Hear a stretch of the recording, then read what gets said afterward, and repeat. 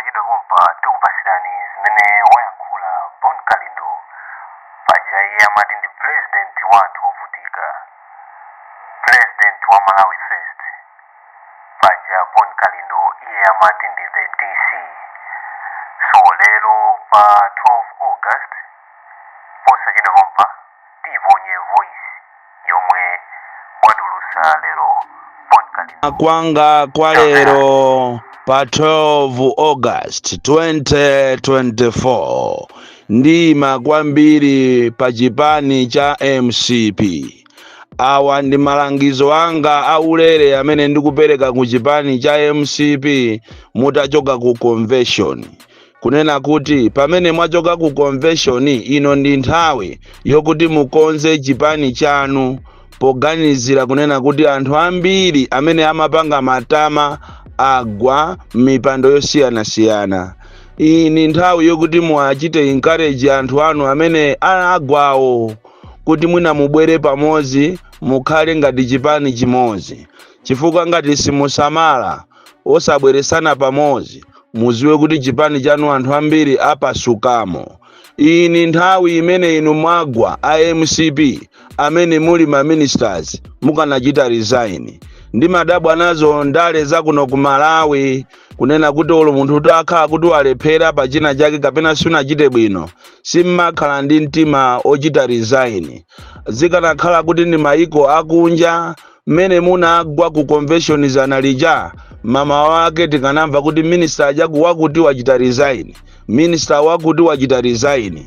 Tikunena tu izi kukanakhala kuti ndi maiko akunja. Koma inu ngati mwachita resign ndiye kuti mwangotuluka thukuta jeketi yanu yonse kunyowa. Ngati mwachita resign mwangonyanyala osabwera ku msonkhano womaliza. Ndi mmene zimayendera kunoko ku Malawi. Anthu aku Malawi ndi odabwisa kwambiri. Olo atakhala kuti agwidwa ndi chigololo sangachite resign, imakhala business as usual. Ndinafuna ndikupaseni malangizo amenewa poganizira kuti musataye nthawi yanu kumapanga maplani omafuna kuti muzichita attack anthu ena. Maplani yanu kapena ku meeting yanu yadzana imene munali nayo mmapangana kunena kuti mufuna muthane ni ma individuals ena, mmodzi mwa iwo ndi ine Bon Kalindo. Mufuna muthane ndi anthu ena amu UTM komanso anthu ena amu DPP. Mufunanso muthanenso ndi anthu ena amene amalankhulapo so critically zokhuza inuyo a MCP. Nangofuna ndikuchiteni uone kunena kuti ena mukhoza kuthana nawo, koma ineyo ndifuna ndikuuzeni kuti ine ndine woopserapo kwambiri. Ndipo maplani anu ngati mukufuna kuti mmodzi azipita tiyeni tiyesane pa ground. Ndipo inu mukhoza kundipasa ine malire a Mulilongwe koma ine ndikhoza kukupasani malire a dziko lonse. Nnati ndikufuna ndikupangeni chipongwe. Choncho mwina ngati ine simmandiziwa bwinobwino ndikamanena kuti ine ndile DC mwana woopsa kwambiri, ndikupempheni kuti muchipani mwanumo mulimo ena a MCP koma kwawo ndikumulanje. Muatume amene kapena muafuse kuti nthawi ina yake kamuzu anathawapo njuchi ku show ground kuchambe chinachitika ndi chani, kodi amene anakonza njuchi aja ndi ndani? Ine ndine mwana wa Line Katole. Ndipo mukafuna kuti inu ndine tiyambane tiyeni tiyambane, koma ndikukubetcherani kwambiri kunena kuti inu a MCP mwachepa kwambiri. Muziaseweresa omwewo amene mukuwakonzera maplaniwo. Ineyo mundisiye mundichose mundandanda wanu chifukwa ndizakupwetekani. Ine ndine woopserapo kwambiri. Nthawi ino mukanakhala busy kuona kuti kodi anthu anu amene alephera amene akuvutisidwa ndi akatapira mupanga bwanji kuti ndalamazo abweze. Nthawi ino mukanakhala muli busy kuonesesa kunena kuti anthu amene alephera asapitirizenso kuba ndalama mboma. Nthawi ino mukanayitanisa ma CV ndikuonesesa kunena kuti anthu ena amene asankhidwawo mupange sanga cabinet reshuffle. Chifukwa tu munthu amene walephera amakhala ndi mkwiyo motero kuti mukaasi amene ali m'maudindo mwawo koma analephera anthu amene alowa mbomamo azikabamo ndalama. Nthawi ino ndiyopanga cabinet reshuffle ndikusankha maudindo ena. Koma inu muli busy kupanga ma t-shirt a DPP kuti mukasokoneze ku convention yawo. Muli bize kusakasaka Patricia Kaliati ndi Fredo Kisi kuti mumpange chipongwe. Muli bize kumusakasaka Kamulepo Kaluwa kuti mumpange chipongwe. Muli bize kumusakasaka Boni Kalindo kumuyikira anyamata malo osiyanasiyana kuti mumpange chipongwe. Enawo mukhonza kuwakwanisa ndati. Koma ine ndekha mundichosepo pa mndandanda umenewo, ndipo ine nkhondo yanga ndikayiyamba ndizayamba ndiwe komanso ndi akubanja kwako wonse ndizathana nawo. Ineyo si munthu wosewera nane. Mukamapanga chibwana chanucho muzipanga konko, muzipanga ndi anthu anuwo amene alepherawo, amene amatenga katapirawo, amene anapereka magalimoto, amene amazitenga ngati iwo ndi madolo, ziko kumalitenga ngati ndilawo. Izizi ndi zimene munayenera kuti muzichita inu ngati IMCP, kusiyana ndi kumakonza mapulani. Ndikupempheni inu a DPP musamale kwambiri pamene mukukonzekera convention yanu. Anzanu akukukonzerani chiwembu, akukonza ma t-shirt akuti kuzabwere anthu ku convention amene azasokoneze ndi cholinga kuti convention isazayende bwino. Inunso wa UTM musamale kwambiri pamene amene mukumuona ngati ndi nzanu ati akupwetekeni. Anzanu akupwetekani amene mumatenga ngati ndi anzanuwo akupwetekani chifukwa pano akukonza ma evil plans okuti athane ni ma individuals ena amu UTM. Ndiye nangofuna kuti musamale kwambiri. Komanso iwe Timothy Ntambo kumene uliko usamalire chifukwa amene woyipayo akusikira kumene kuli iweko. Komanso iwe Kamulepo Kaluwa samaliranso chifukwa woyipayo akusikira konko. Ino inali nthawi yonena kuti pamene inuyo mwasankhidwa m'maudindo, si inali nthawi yokuti muzikapanga ma meeting omapanga ma evil plans. Inali nthawi yokuti muchite build chipani chanu, mupeze njira zozabera bwino chifukwa inuyo chekechekethwa kukayika popo chisankho cha genuine chosabera. Inuyo simungawinetu, palibe amene angakuvotereni. Inu mukanangopeza njira zokuti mulimbane ndi chipani cha chikangawa chimene chabadwa kumene chifukwa chipani imeja chikuzunzani.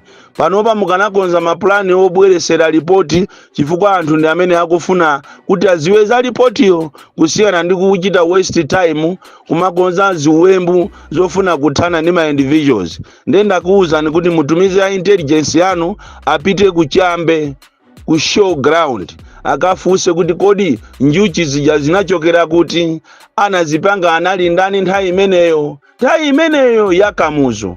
Komanso ngati mukufuna kuti tilemberane malire, tiyeni tilemberane malire. Koma ine ndiye ndikupwetekani koopsa. Muwafunse anyamata anu amene munawasiya pa wakawaka, amene munawasiya pa matanki, amene munawasiya pa 6 miles lachitatu kuti athane ndi Boni Kalindo. Muwafunse kuti chinawachitikira ndi chani. Ine sinimagawa maswiti, ndine woopserapo. Ndipo mukafuna zolimbana ndi ineyo ndiye kuti muona chimene chinameta nkhanga mpala. Nthawi ino ndiyoti mupange za magesi. Panopa anthu ena anachita apply magesi kale zaka 4 zapitazo. Nthawi zonse mukungoanamiza kuti amapolo kulibe, mawaya kulibe. Ngati kudeza uko kwa mtundu wanu, kudeza kwa chiwere uko anthu akugonabe nyumba zopanda magesi. Chikhalire ndicho mmanena kuti iniyo ndinu pamwamba, inu ndikapatali. Mukana mapanga zimene zozo ndi cholinga kuti anthu azimva kukoma. Komano mukafuna kuononga nthawi yanu kuti muzilimbana ndi ma individuals, ine ndekha ndiye munditulusemo chifukwa ndikupwetekani kwambiri. Iwe amene unalephera pa zisankho, iwe ngati uli wanzeru ukanachita resign chifukwa posachedwa pompano cabinet lishafo ikubwera. Ndikunena kuti ndiwe amene iweyo wanyama zing'ono iweyo, komanso ndiwe cholani. Ndikunena kuti ndiwe amene umazitenga kuti ndiwe wa mabiliyoni, iwe waononga mabiliyoni. Nthawi ino yonena kuti mukanangochita resign kuopa embarrassment chifukwa ndikutha kuona ma CV akuyitanisidwa pena pache, ma CV anthu amene alowa kumene kapena apambana ku convention. ndipo ena ya inu ndikuona mukuchosedwa mu cabinet. So pano munthu usamadikirire chikwapo kuti bwino pawekha uzipase ulemu ungochoka pawekha. Inu amene munalephera ku convention nthawi yanu yokuti muchoke ndino muchite resign, chifukwa kumene kukubwerako ngati suchenjera uzakhala kuti ndiwe constituency governor. Ngati suchenjera even ku constituency kwako uzalephera, chifukwa anzanu amene mmatenga kuti ndi anzanu anakupusisani mukaona ngati ndi anzanu, koma akukuyendesani pansi, akukuyendani chipako, akukubirirani pansi. Awa ni malangizo anga amene ningapereke mama wa uno, koma koposa kukuchenjeza iwe wa DPP, komanso kukuchenjeza iwe wa UTM, komanso maplani anu onse amene mwakonza okuti muthane ndi aku UTM, komanso kuti mukasokoneze convention ya DPP. Zonsezo ndikuziziwa pamene mmapanga meeting ipo, muziwe kuti ine nali pompo, ine ndine woopsa kwambiri, the DC mwana wa Chiabe amene ndizapitiliza kung'alula ndipo ndizang'alula ndipo ndizakhala wopanda mantha pakana chilungamo chiziwike. Pangani maplani anu obera, ndipo chenjezo ndi kwa iwe wa opposition, usalole machini oyesera kulembesa. Inu a opposition ndikukulankhulani kachiwiri, musalole machini ochokera kumeki otata akayesere zisankho. Inu a opposition ndikukuuzani kachitatu, chonde anthu awa ndi okuba, anthu awa akuziwa kuti sanga zawine, ndiye apanga plani yokuti azabere zisankho ponamizira kuti afuna ayesere machini. Ndiye uchisiru wa inuyo mukangolola kuti machini amene wakayeseredwe zimene sizinachitikepo pa dziko lapansi, kunena kuti zisankho zimayeseredwa ndi machini, ndi pamene muti muzagwe chagada. Nthawi imeneyi ndi pamene anzanu azalowese mayina ana onse aja analembesa aja. Komanso sikuti apanga chigawo chimodzi, apanga zigawo zonse ndi cholinga kuti chipani chawo chizaoneke ngati chili ndi anthu ochivotera. Ndipo anaja ndi anthu ena akamazapita ku masenta nthawi yolembesa azizabweza kuti inu mwachepa, ndi cholinga kuti inuyo muzaone ngati chisankhochi chikupangika chilungamo. Koma atakudoda ni kale, atalowesa data yonse kale nthawi yoyesera machini. Born calendar 2025 tiona zinthu ena anu kulephera kwanu muzichite reflect kuti ndalephera chifukwa chani. Wazuza kwambiri ma refugees. Nthawi zambiri ukamapangira anzako zoyipazo zimazakusatira.